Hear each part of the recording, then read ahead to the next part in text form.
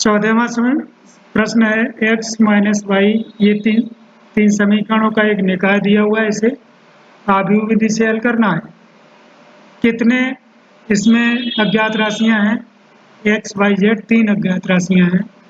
तो तीनों समीकरणों में तीनों ही अज्ञात राशियां इसी क्रम से आनी चाहिए, x y z x y z x y z, क्रम नहीं बदलना चाहिए। फिर इनके गुणांकों को लेकर के आव्यूह बनाएंगे, 1 माइनस 1 2, 1 माइनस 1 2, 3 4 माइनस 5, 3 4 माइनस 5, ये 2 माइनस 1 3, 2 माइनस 1 3, x आव्यूह बनाएंगे मैट्रिक्स x, उसमें x y z जो भी अज्ञात राशियां हैं वो कर देते हैं, और कांस्टेंट पद जो हैं हमारे हर समीकरण के, उनको उसी क्रम से इकट्ठा करते हैं जिस क्रम से हमने इन्हें बनाया है। 3 यानी 7 माइनस 5 और 12, 7 माइनस 5 और 12, ये हमारा एक स्टेप पूरा हो गया। अब इस समीकरण निकाय को आव्यूह के रूप में हम लिख सकते हैं। हमने ये लिख लिया है समीकरण निकाय को आव्यूह के रूप में, ये a है, ये x है, ये b है, अर्थात ax बराबर b, यानी कि x बराबर a इनवर्स b। अब डिटर्मिनेंट ऑफ a निकाला है, अर्थात इसका हमें डिटर्मिनेंट निकालना है, हमने निकाला, 4 आया है, 0 के बराबर नहीं है, अतः a इनवर्स का अस्तित्व है, अर्थात समीकरण निकाय संगत है। अब हमें a इनवर्स निकालना है, फिर इस समीकरण में a इनवर्स और b के मान रख करके और x के मान रख के संगत अवयवों की तुलना करनी है, तब x y z के हमें मान मिल जाएंगे। हम एडजॉइंट ऑफ a के लिए पहले aij यानी a के सेकंडों से निर्मित आव्यूह रखेंगे। तो हमने ये प्लस माइनस जो चिन्ह लगा रखे हैं वो -1 की पावर i प्लस j जो करते थे उनके हिसाब से सेट कर दिए हैं। अब जो अंदर आता था हमारा माइनस, उसका ही मान रखना है सिर्फ। तो इसके लिए रो और कॉलम यहाँ पर लिखेंगे, तो इसके लिए इस अवयव की रो और कॉलम को हटा दें, तो 12 माइनस 5 एकम 5 धन का होगा, तो 12 माइनस 5 कितना हुआ? 7। हम यहाँ 7 लिखेंगे, चिन्ह अपने आप सेट हो जाएगा, थोड़ा शॉर्ट में हो जाता है ये। ऐसे ही इसको रो और कॉलम को छिपाएंगे, 9 माइनस माइनस 10 यानी प्लस 10, यानी कि 19 लिखना है, चिन्ह खुद ही सेट हो जाएगा। ये हटाएं, -3 माइनस 8 यानी -11 हो जाएगा। प्लस आता है तो ऐसे ही लिख दें, माइनस आता है तो कोष्टक लगा के लिखेंगे तो खुद ही सेट हो जाएगा। ऐसे ही इसका करेंगे, रो और कॉलम को छिपाएंगे, माइनस का 3 माइनस, इस रो और कॉलम को छिपाएं, माइनस का 3 माइनस 2 एकम 2 यानी प्लस 2, कुल मिलाकर के -1। तो -1 है तो माइनस यहाँ लगाना चाहिए। फिर देख लें एक बार, रो और कॉलम छिपाएं, माइनस का 3 है और प्लस का 2 बनेगा, 2 एकम 2, क्योंकि ये खुद माइनस का आ रहा है।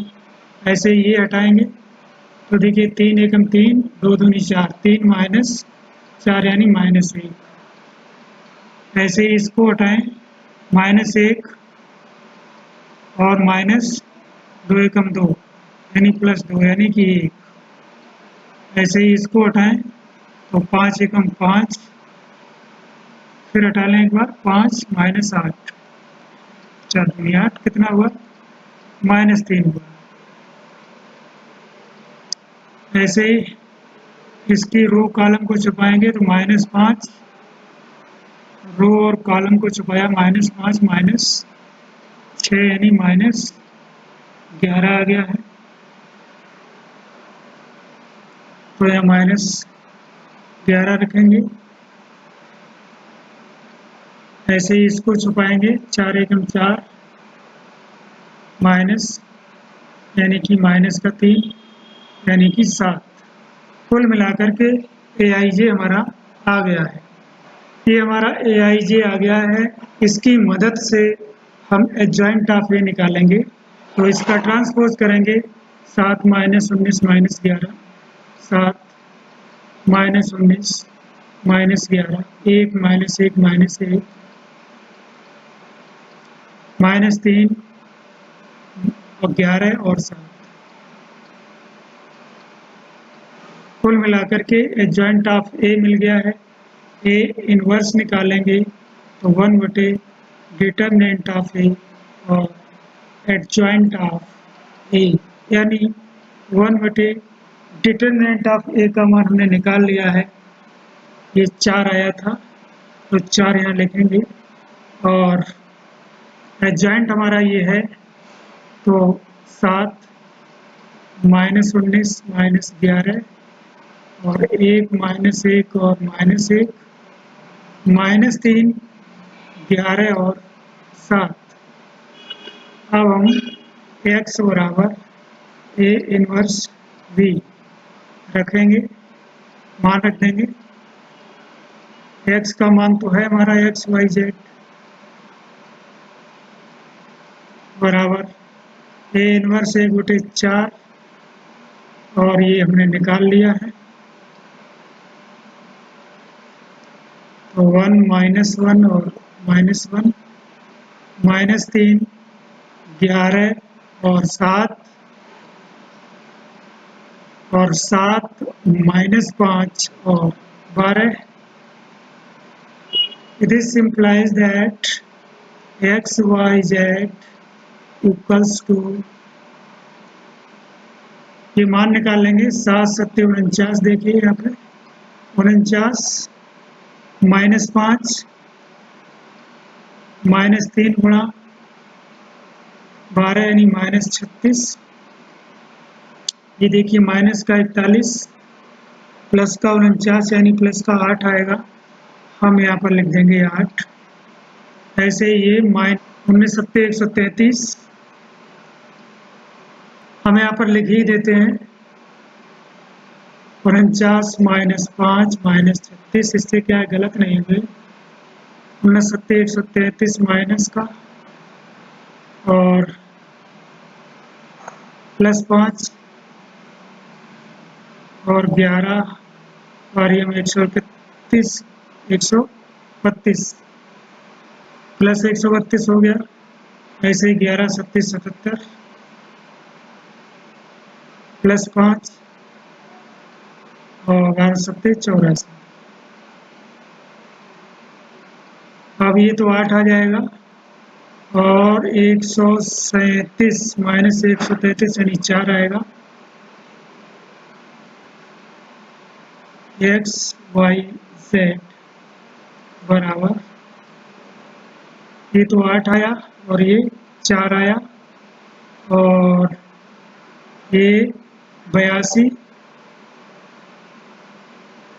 ये माइनस 11 है इसलिए माइनस 77 होगा और कुल मिलाकर के ये हमारा 12 बचेगा यहाँ पर प्लस का, और 4 से भाग भी दे दिया है, देना है हमें। इस तरीके से हमने 4 का भाग दिया है तो 2 1 3 आ गया। x की तुलना A11 की B11 से करेंगे तो x बराबर 2, y बराबर 1, z बराबर 3 हो जाएगा। ये हमारा हल है इस समीकरण का।